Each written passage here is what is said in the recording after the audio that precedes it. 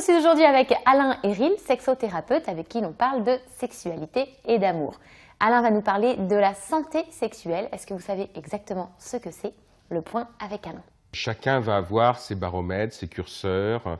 Il y a des personnes pour qui la santé sexuelle, c'est avoir des orgasmes. Il y en aura d'autres pour qui ça sera avoir une bonne relation avec l'autre.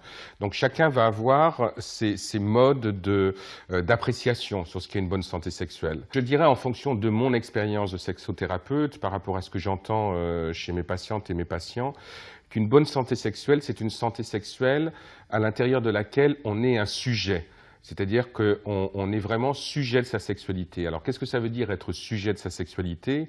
Ça veut dire avoir du désir, avoir du plaisir, ne pas subir essentiellement le désir et le plaisir de l'autre, donc être actif dans sa sexualité, et puis aussi de vivre une sexualité avec une personne qui elle-même est sujet de sa propre sexualité. Ça veut dire qu'on est entre adultes consentants, que ce qui se fait, ce qui se vit dans la joie.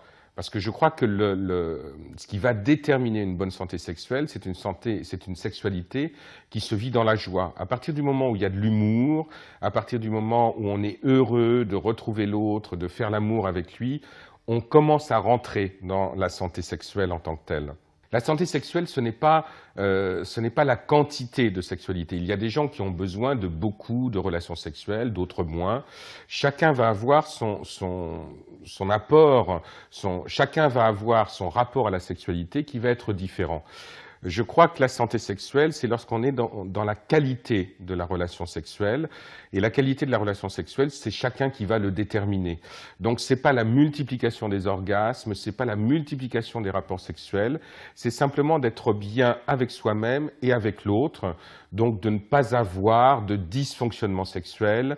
Et c'est d'être dans un rapport à la sexualité où il y a du plaisir, où il y a de la joie. Et aussi, je parlais d'humour tout à l'heure, ça me paraît être extrêmement important parce que nous sommes dans une culture et une société où on a un peu trop tendance à dramatiser la sexualité.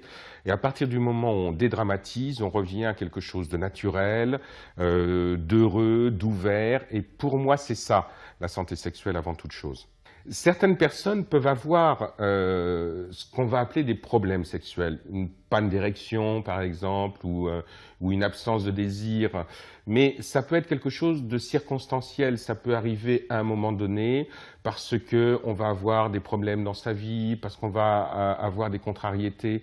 Ça n'empêche pas la santé sexuelle, c'est-à-dire que nous ne sommes pas des machines à faire l'amour, nous ne sommes pas des machines sexuelles, nous sommes des êtres de sensibilité, nous sommes des êtres d'émotion et nous sommes des êtres de relation. Ce qui est important, c'est de pouvoir bien vivre sa sexualité dans l'émotion, dans la relation et dans la sensation. À partir de ce moment-là, on peut avoir une relation sexuelle qui va être moins performante que celle de la veille ou plus performante que celle du lendemain.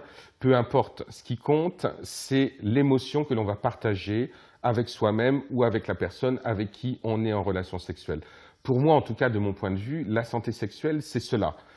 Donc, il peut y avoir des petits accidents dans la sexualité, il peut y avoir une relation sexuelle qui n'est pas aussi tonitruante que ce qu'on en souhaiterait, mais s'il y a la qualité de la relation, on est dans la santé sexuelle et pour moi, dès qu'il y a cette qualité relationnelle, on est toujours dans la santé sexuelle.